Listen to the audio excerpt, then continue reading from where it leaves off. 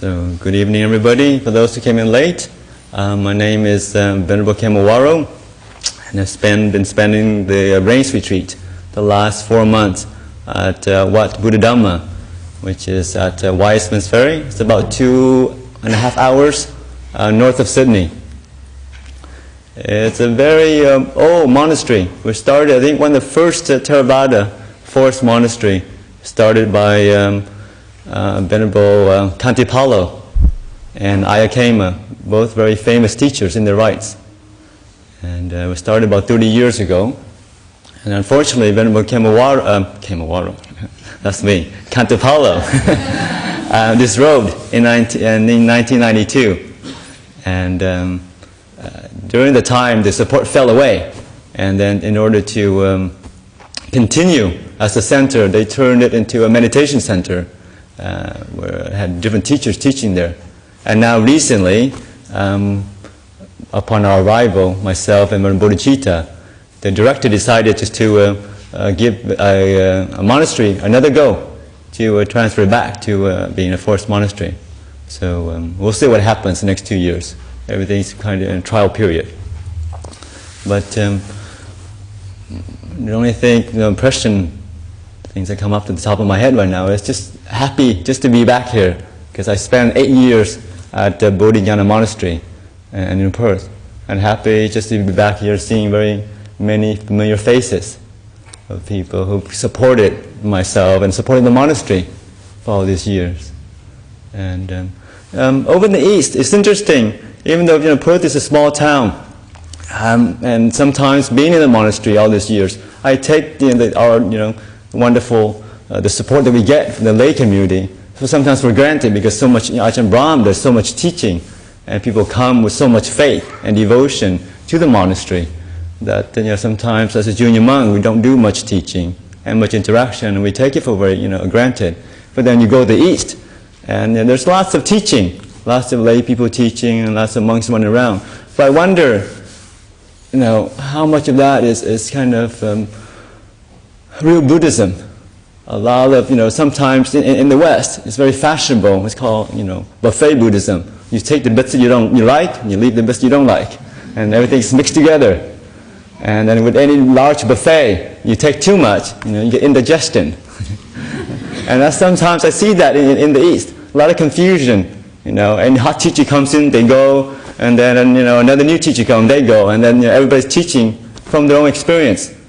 And then sometimes it gets very confusing, which method to choose, which teachers to follow, should I go to the Mahayana, the different traditions, the different schools. And I see that, that confusion that people come to me with. And it reminds me of a nice simile that kind of one of the meditation master, a Thai meditation master, who visited Bodhinyana a few years ago. He gave this. It's like, the path. The path to Nibbana, the path to peace and freedom. It's like digging a well. There's water underneath, but it's 50 meters long. And with most of us, or some of us, a lot of people just scratch on the surface of the ground, and they don't get any water. And they go somewhere else and they scratch a little bit more. No water there either. Right? But then some people go a bit deeper. Maybe they dig for a meter. And they look, no water. And then they dig maybe down to 5 meters. And look again, no water. And some people may do this, 10 holes, 20 holes, 50 holes. Maybe 5 meters, maybe 10 meters. And there's no water. And they run around telling everybody, see, I tried this path. I tried, this guy telling me that there's water underneath, and I dig it. And I've been digging for 50 holes, or more than that, and no water. And then what the teacher said was, that's part of the problem. You haven't gone deep enough. It's the same thing with, any kind of school, just, any kind of meditation method. The thing with most of us, I like to encourage people to do, is to stick with one method. Stick with one school. Obviously, know whether that one works for you or not, but also to do it wholeheartedly. To really practice. You're doing the breath, really focus on it. Really give it all your effort, 100%, over months, maybe years even. And then see whether that works for you or not. But if every time a new teacher comes and you follow him or her, it might be interesting, and then there's always that factor of excitement of seeing new things. But over the long term, it's not going to bear too many results. And luckily, I've been fortunate enough just to be in the Thai forest tradition, and I find myself that I haven't had the need to look elsewhere, because for the simple reason that when something's working, why change? And I'm getting lots of happiness and lots of peace from just watching my breath and just studying a little about the teachings of the Thai forest tradition, and I see results, and I'm inclining towards peace, and I'm quite content, not having to look around. I know when I'm starting to teach for the last couple of years, and that's always been the thing I get from different people. It says, well, you start to teach, then shouldn't you know all the different traditions so that you can explain it and that you can tell other people? But I think my approach to it is that there's many teachers out there, very capable teachers in all traditions, and that they are very adept in explaining their own schools, and they're very adept and very capable of explaining their own methods, and that I think we have to specialize in any marketplace. Stick with the strength, stick with what I do well, which is simple forest practices, watching the breath or the sweeping the body, and explain how that process through my mind. And then if you like it, you come and you learn. If it doesn't suit you, there are many other teachers around, and that they can also teach you different methods. But I think there's no need to be everything to everybody. Just stick to one thing and do that well. So in terms of being a monk, stick to being a monk, follow all my rules, and do that well. And hopefully just by being a simple monk who focuses on meditation, inspire other people to do the same thing. Right? But that's not to say that obviously that meditation is the only way to approach the Buddhist teaching. There's there's lots of other approaches. To study the suttas and to have other kind of specialization. That's also okay. And that's the thing that I noticed, because in the modern times, because with so much information available, a lot of people just spend their time reading it and comparing different schools. And while it has some uses, I think in the long term, reading, studying, like Ajahn Brahm said, books are just like menus, right? You read the menus and don't taste the food, you'll never be full. And books just point to the truth. You don't close the book and don't meditate, you never know what peace feels like, what true peace is. Obviously, some studying is needed. But I think in the long term, it's just the sitting and the meditation gets you there.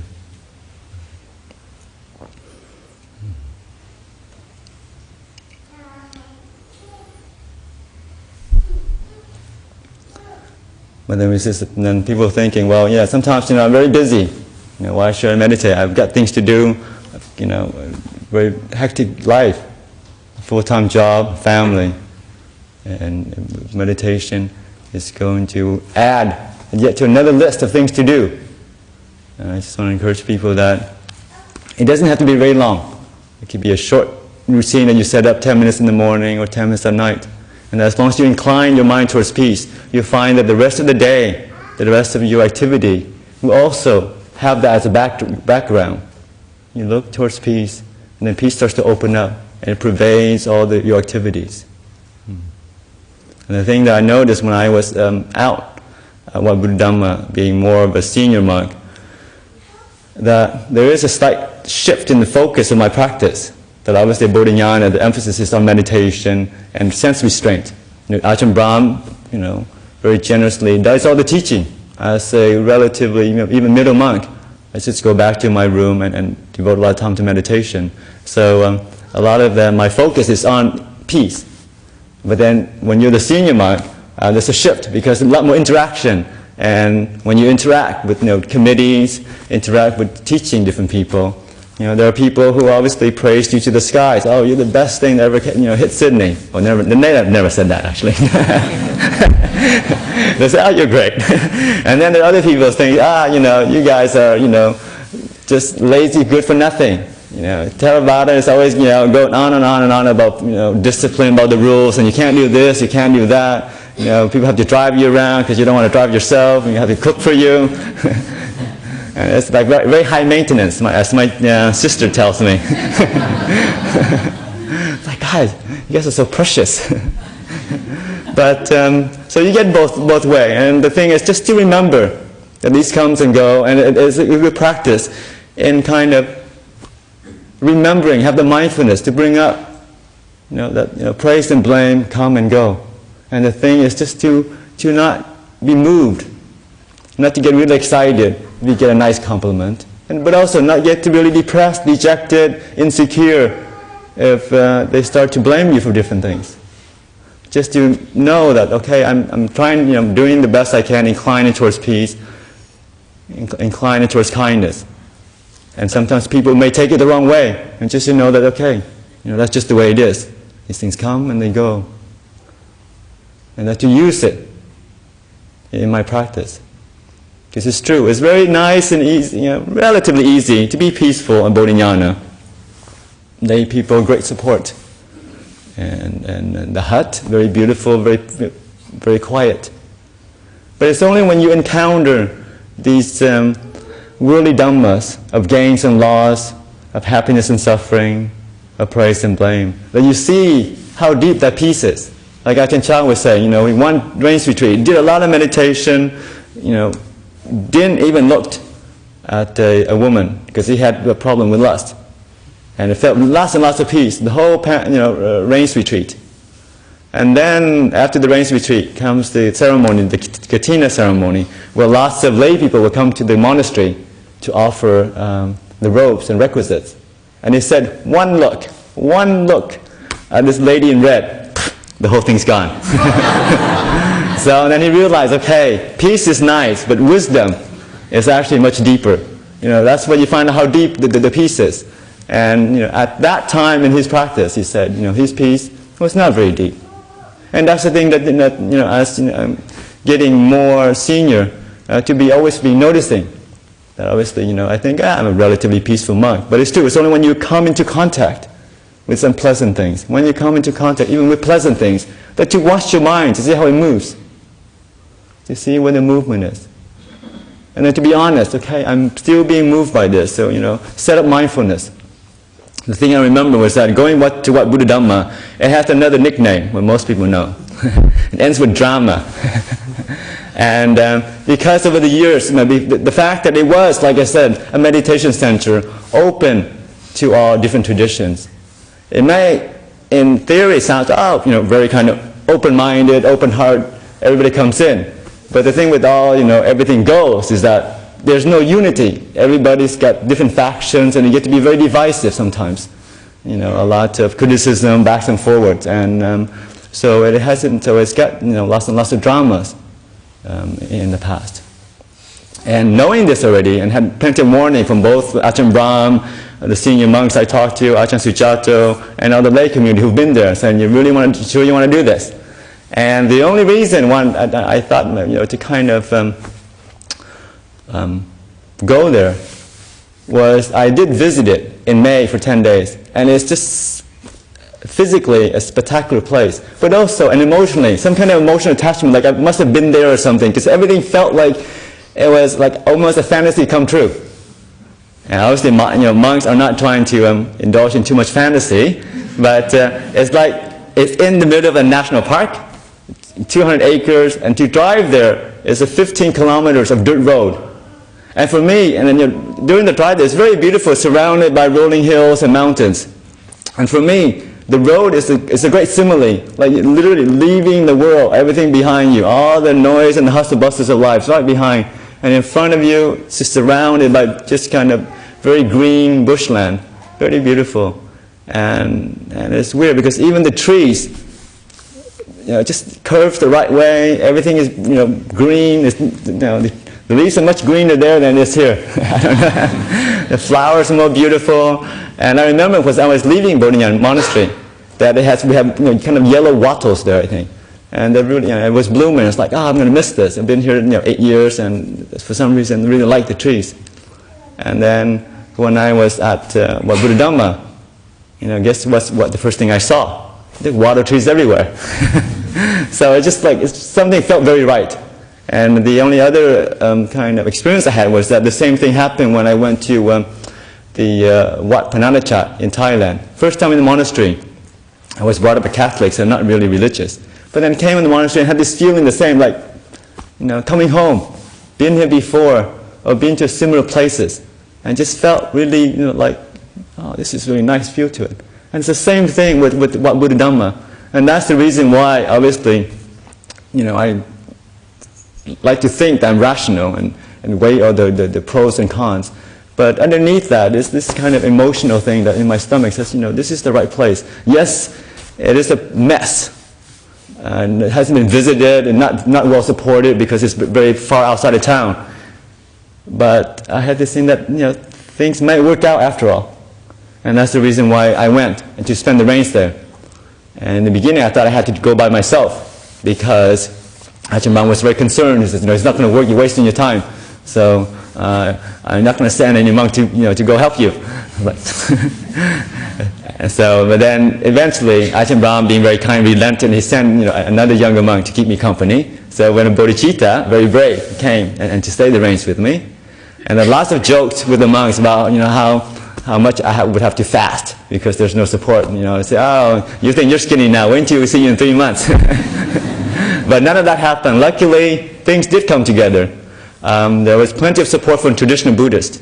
Once the Thais and the Vietnamese community found out that there were monks there, they were coming on the weekends and bringing lots and lots of carloads full of danas, full of food for us to have. And there is a caretaker, a manager there, so he would cook the food during the week. So all these issues about not being well supported, luckily, was resolved very quickly. But in terms of, I remember just coming from Bodhinyana Monastery, I don't know I think most of you have been there. It is a 5-star monastery.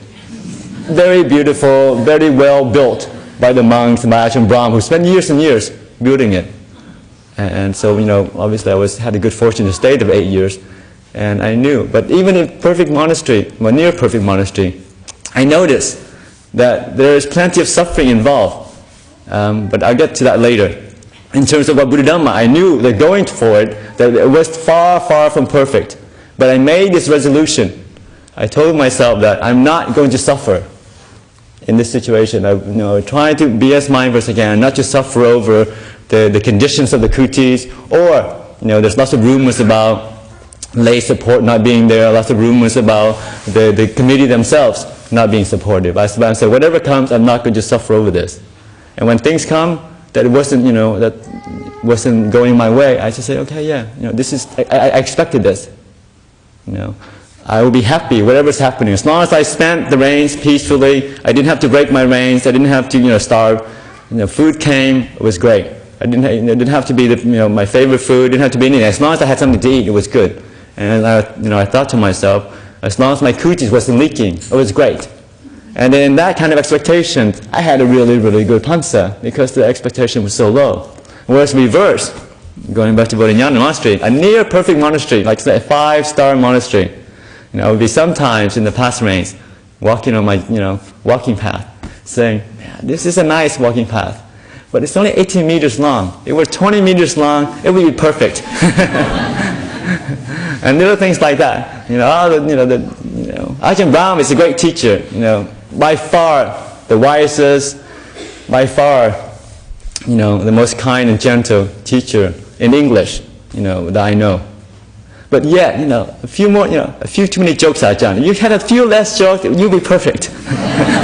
So things like that, the little things, and pretty soon it ends up like, well, actually he's doing that wrong, and his robe is not very neat, and this and that other stuff. You're like sitting in your kuti, scratching your head, and bringing a lot of suffering to yourself because of this kind of things will be perfect if. And that's why I want to share with most people here that just to watch the mind when those things come up, and actually to go in the opposite direction. That whatever is happening, say, I'm not going to suffer over this. I'm not going to suffer over, the the demanding husband I have. I'm not going to suffer over my demanding wife. I'm going to be happy with whatever is happening. I'm not going to suffer over my bad boss. I'm not going to suffer, the fact that I lost 40% in the stock market last week. Whatever's happening, I'm going to be happy. Because we can always reflect, appreciating what we have already. Even if your whole portfolio melted away last week, you still, everybody here, live in Perth, Australia, a very peaceful place, a place, very plentiful. No one is starving, no one's homeless. Not yet anyway, right? But just appreciating what we have already makes things a lot more, a lot more nice, a lot more easy to deal with and to put up with. And that's the thing with contentment. You can't go wrong with contentment. It's the path to peace, but also it's an end. Being happy wherever's happening, whatever you have, is built on. The present happiness also goes towards the future happiness. Contentment. Always appreciating what we have already, and not looking for that extra. Even if you had a near perfect, relationship, and you start thinking things will be perfect if he or she does this or that, then just to know that, okay, we're asking for trouble, go in the wrong direction. And one of my favorite stories about contentment is that, and I have to keep attributing this to the source, was that it actually came from a Catholic priest that I visited. My parents are still Catholic, and my mother and father are very active in the church actually. They go to the church and every day. So when I visited my parents a few years ago in Los Angeles, I went to church with them a few times. So I think it was the first time I had this great opportunity to listen to a sermon by one of the priests. And his story was also about contentment, appreciating what God gives you already instead of asking for more. And the story goes something like this, was that in one of the neighborhood in Los Angeles, there was this priest who did some exercise. Early in the morning, he would jog around the block a few times just to get some exercise before going off to do his mass and work or something.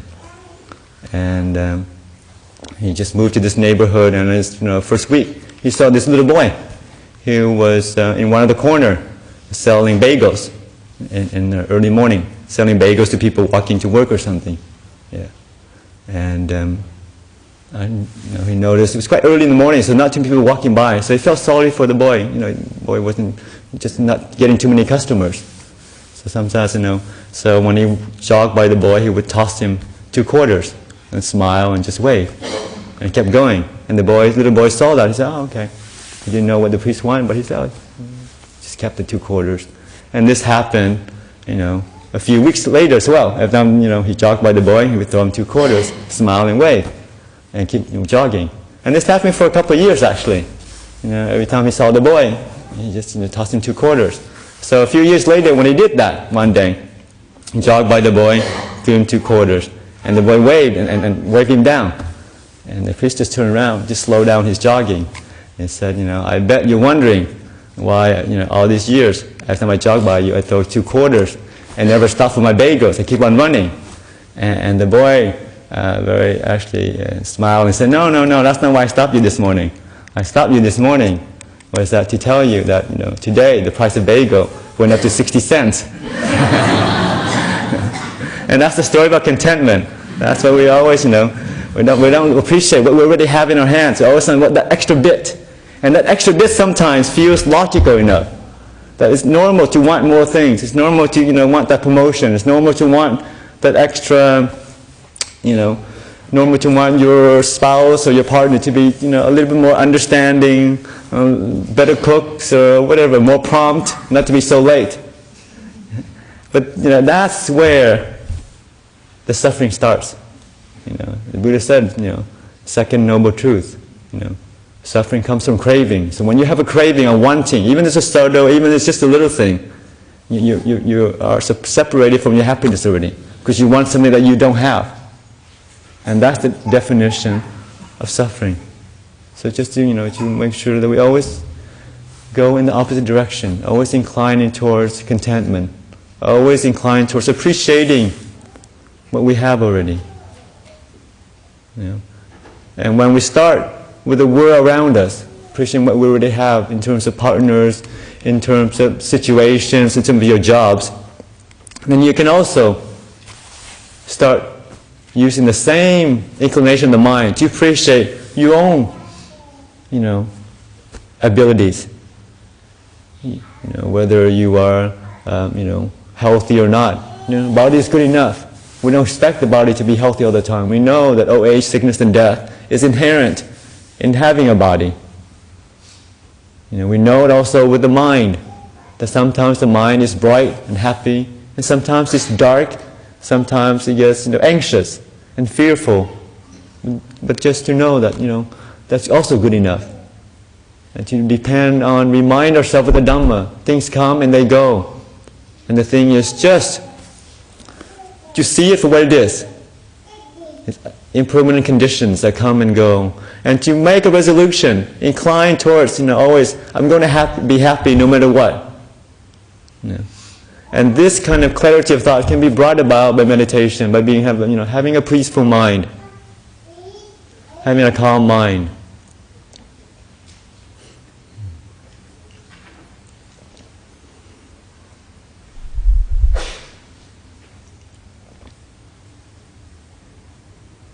Because a lot of times, we live in a very fast-paced world, and calmness and stillness is not easy to be had. But also to always kind of remember, the Dhamma is something very magical, very powerful. The power of the Buddha, the Dhamma, and the Sangha. As long as we rely on it, as long as we reflect on it, it brings peace. And also to always kind of use certain reflections to judge our experience, to judge whether we move in the right direction or not. Like the Buddha said, if you are suffering, there's a craving there somewhere. Know why. From Buddhism point of view, all suffering in the mind, whether you have a weak body or strong body, any physical suffering and also mental suffering. Physical suffering, nothing we can do about, because the body does what it does. But the mental suffering in our minds, to know that we are responsible for it 100%. That anything in our minds, people yell at us, say mean things to us, then we get depressed and get angry over that. Just to know that, it's normal to get people, saying mean things to you. It's normal, sometimes they compliment you and sometimes they blame you. Know that's normal, but it's how we react to it, how we relate to it, makes all the difference. Right? We don't expect people to always say nice things. Then when they don't say nice things, there's not too much suffering, because we don't expect that. We expect a perfect world, then we can get disappointed. So any disappointment is a sign that there's a grasping, a clinging, a wrong view somewhere. But also know that because, most of us are not enlightened, that from time to time we do get into these dark spaces. From time to time, because we don't remember the Dhamma, we do bring sufferings upon ourselves. But once we recollect that, we can move towards to alleviate it, to let go of the suffering. Knowing the suffering comes from because we're attaching to something. We want something from life that it cannot give. And that's where a lot of it. And even for most meditators, a lot of suffering comes to meditation. Because we're unenlightened, we want to be peaceful. And that wanting we take into our meditation, we take into our practice. And wanting to be peaceful, it's more work, more doing, more craving. And it's, in a sense, it's pushing you towards peace. But just to know that, up to a point, the inclination towards peace should only push you onto the cushion or onto the walking path. After that, make sure the inclination is towards letting go, towards being. Just to be happy with whatever is happening. Just to watch and to appreciate whatever is happening in your body and mind. And we're called human beings, but it's actually a misnomer. We're actually human doings, because most of us, we don't know how to be still and just to be with things. We like to manage, to arrange, and to control things. Because of our, kind of inclination, conditioning, we think that's where happiness lies in. doing things. When I want to be happy, I have to do something. I want to be successful, I have to do something. And in a worldly sense, that's where things are moving. But I think when the Dhamma is, it's actually the opposite. And that's where it's so subtle, and that's where it's so tricky. And so with the Dhamma, it's actually being still, being with whatever's happening. And then the mind will be still on its own. It's when we let go, we surrender, we give up. That's where peace and happiness is. That's why, as a monk, we have this opportunity to really incline towards peace. Because the life of a monk is all about surrendering. Surrendering ourselves to the tradition. Surrendering ourselves to the rules. Surrendering ourselves to our teacher. To the situation. And in the beginning, when I didn't, sometimes, as a young monk, a lot of craving came up because it's just the nature of the beast. That when you come into a new, situation and lots of rules, and then you push up against your craving, wanting, a sense of control that you think you have over your life. And I remember just being a monk, sometimes just, sitting here with, my hand in my head and just thinking, why? What evil karmas I made to be in such a terrible tradition. Can't eat after 12, no music.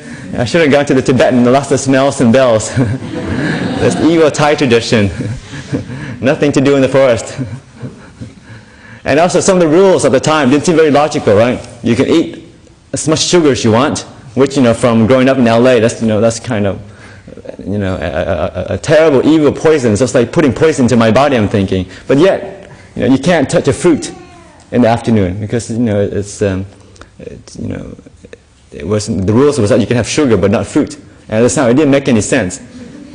And for me, I was really chaffed against those kind of smaller rules. But after a while, I got the feel of it and understood that it's not whether the fruit or the sugar, whether it made any kind of objective sense, but it's about relinquishing, really surrendering yourself to the rules. You said that, the Buddha laid down the rules. He was perfectly enlightened. And if Ajahn Chah and Ajahn Brahm followed it, they were also very, very wise. And they can do it. So obviously, the thing for me to do is not to worry whether they make sense to me or not, but to surrender to the form, to surrender to the life in the monastery.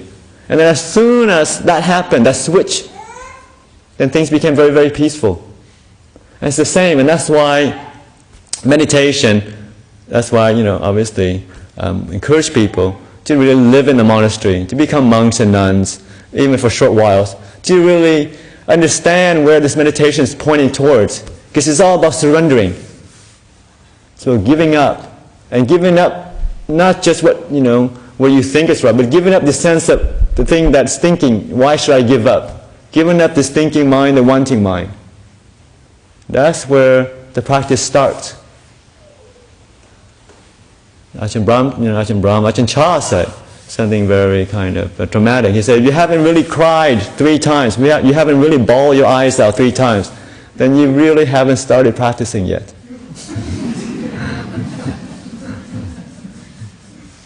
Because sometimes the giving up the sense of self can be very frustrating. Because there's a craving, there's frustrations come from wanting, controlling. And the rules cut against that. Then, your defilements, your craving, you're not going to says, I don't like this. I should go something else. I should do something else. Go to a different tradition. Go, try a different method. But I think, monastery life and also meditation, it's all about surrendering. And once you surrender, there's a peace. Because it's also in accordance with Dhamma. Because the non-doing, the watching. Watching conditions arise, watching conditions fade away. Not having to react, not having to say to I don't have to put my comment. I don't have to like this or not like this.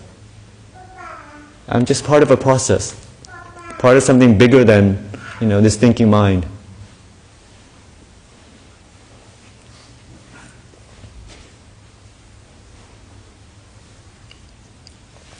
And the only other thing I was thinking of bringing up was that living in, like in seclusion in the forest, lots of people come and they always ask, there's only 3 of you here, and 220 acres, do you get very lonely?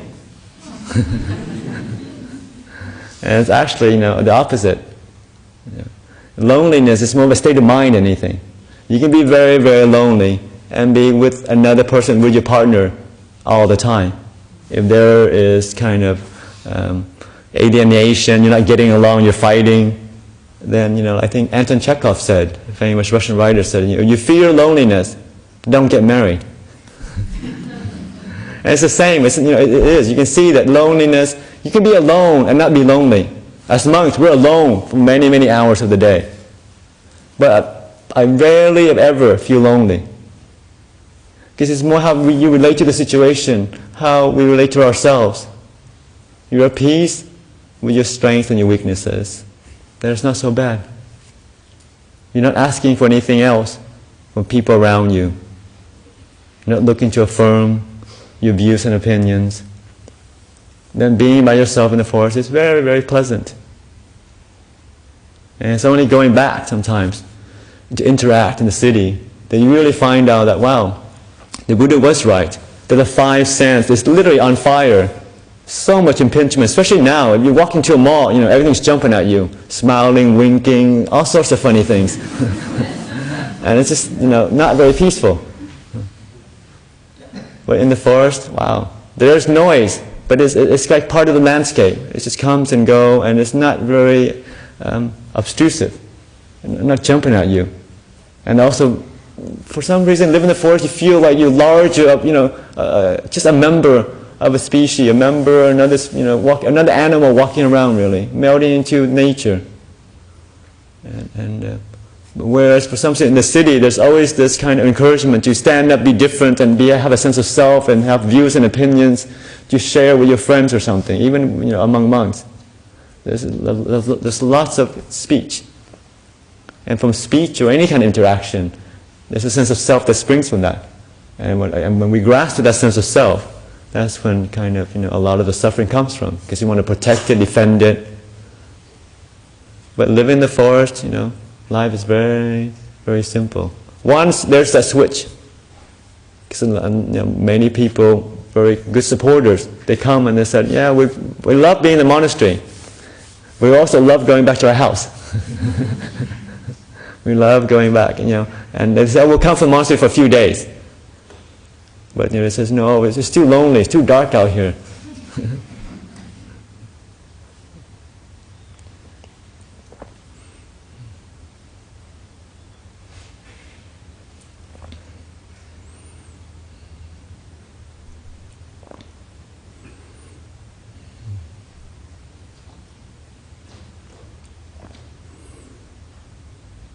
The only thing maybe to close up with was that, it's just very pleasant and nice just to be back in the monastery, seeing familiar faces of friends and supporters. And that's the thing, the final thing I was going to bring up is that there's lots of theories about how wise Ajahn Brahm is, and because he's a very deep meditator and a wise teacher. And some people say, well, some people come with a barami of, Ajahn Brahm must have been developing his practices over many, many lifetimes. And that may be true. But my own personal theory is that it's actually the opposite. It's like, everything is related. It's causes and condition. And that, because the fact that Ajahn Brahm is so wise, and Ajahn Brahm is so pure-minded, pure-hearted, it's because, there's this conditionality of you are what you eat. And I'm not just saying the wonderful food that people bring to the monastery, but it's also the love and devotion that people put into making the food. And when he's eating that, it's not just the health, quantity, but it's just the mental energy, mental purity that people put into it. And I think the reason why in Perth we have such a wonderful, monks, head monk like Ajahn Brahm, pure-hearted, because of the devotion of the lay community. Coming years after years, after 20 years, you're eating only healthy, or eating only kind of wonderful, kind intention. You're eating all this devotion from the people who come to the monastery to offer the food. Then over time, your mental qualities will also be showing that, with the result of that. We will become more purified by the giver. And that's why sometimes I look at the East and you see a lot of cynicism. I see a lot of skeptical about regarding supporting Sangha or something. And that maybe is the reason why Perth is such a wonderful, kind of a Dhamma center for all of Australia. because of the support and the pure-heartedness of the lay community.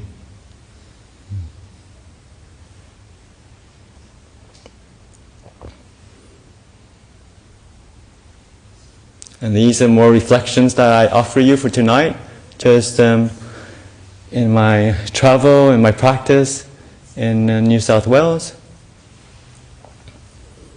And that hopefully some of you will make it there one day. So let's just leave that for your contemplation, to reflect on it, to use it for your own personal practice. And I think the highest respect you can pay to the Dhamma is to put into practice and use it for your own journey, your own happiness of the mind. Yeah. Okay. Thank you for coming.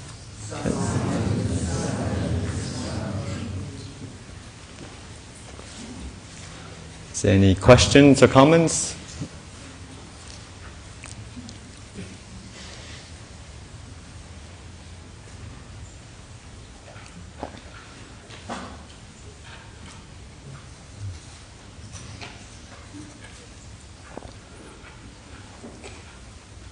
Yes. Okay, yes, sure. Okay, Robert first then, yeah. I was wondering how you get on with the family when you say your parents are Catholics and they believe in God and you don't. How do you sort that out between you?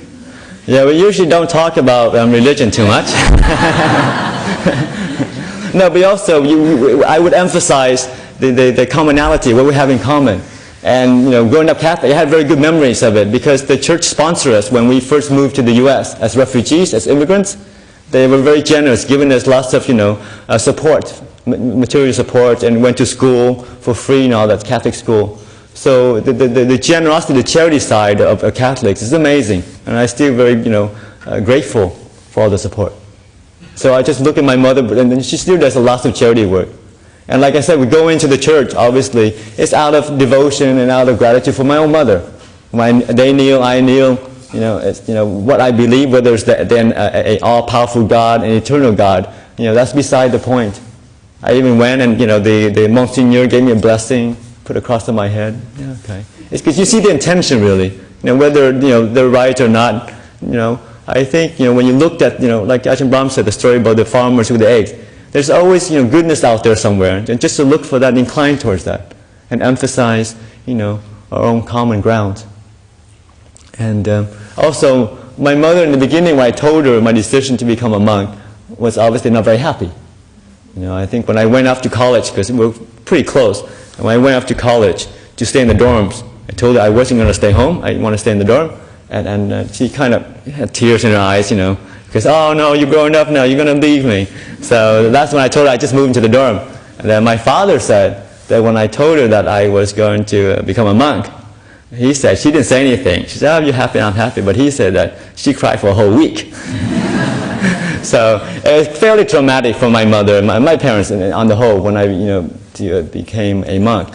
But they visited me in the monastery in Thailand. And they also visited me when I was in Perth as well. And they saw, the kind of the simple lifestyle, the harmlessness, and the purity of the life, not harming beings, and really dedicating to training my mind.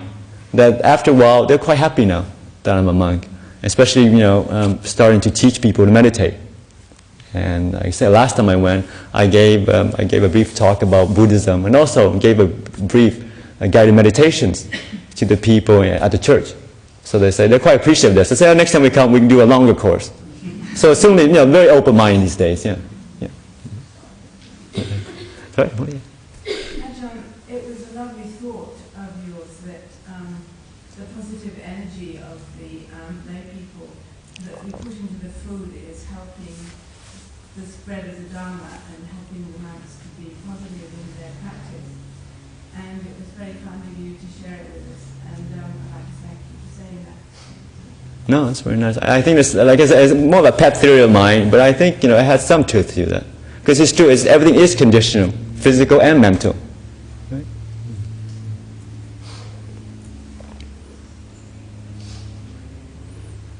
That's a question? Sorry? Yeah? Sorry. ahead. Yeah, sorry. If I can be happy anytime, anywhere, Uh-huh. no matter what happens, isn't there a big risk that I accept too much, even if people treat me too bad? Sorry, one more time. You could be happy anytime, anywhere, whatever's happening. Yeah. Isn't there a great risk? Uh-huh. People treat me really bad, I accept too much. And the question is there a great risk that people treat you badly and you still would accept that? I think there is a slight risk that, sometimes the perception of Buddhists is that we're too apathetic. We don't kind of stand up and defend ourselves, for our rights. And but I think there is a risk in that sometimes, that people may treat you badly and like you're a pushover.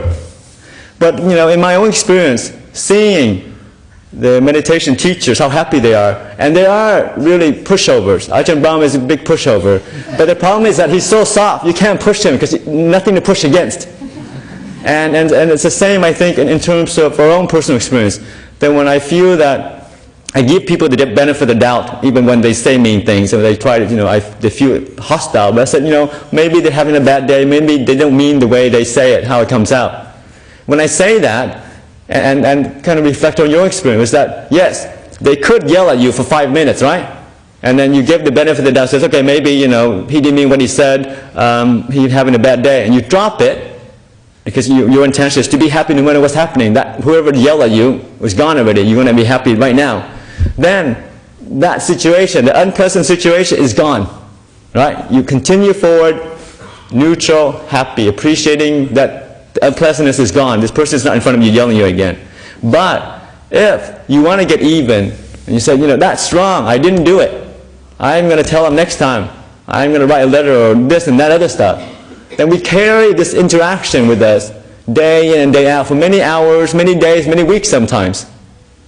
And that's the cost of standing up for yourself or whatever, right? And that's the thing. And like, simile, famous simile that one of the Thai meditation masters said about anger. That's anger exactly like that. Any anger, thoughts of anger is that, it's like picking up a red piece of hot coal and trying to throw at the other person, right? Sometimes you hit them and you hurt them, but a lot of times you don't.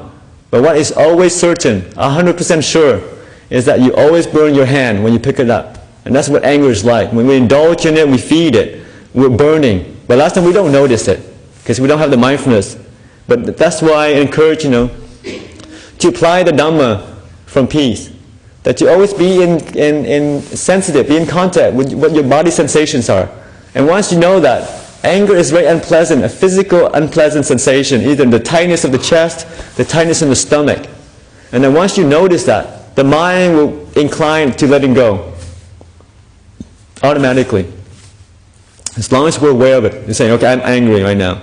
It doesn't matter why you're angry, just know that you're angry, and try to work on the physical, relaxing the body, breathing out, relaxing your chest, relaxing your stomach.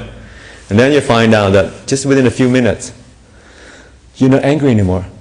Because, one, you shifted the focus from looking outward to inside. And then, and that's the problem. That's the thing with anger, is that it tricks us into looking at the trigger all the times. And it never looks into inside, how unpleasant it is. And then we keep up. Once you replay the conversation you had over and over again, he or she lied to me, abused me, mistreated me. Anger builds, up more and more. But once you turn around and look into the physical sensation, then it dies down slowly, because you're relaxing your body, and that also have a very calming effect on your mind. Yeah. But that's the thing I offer for your reflection, and to try it for yourself. See whether it works or not. Yeah. Okay.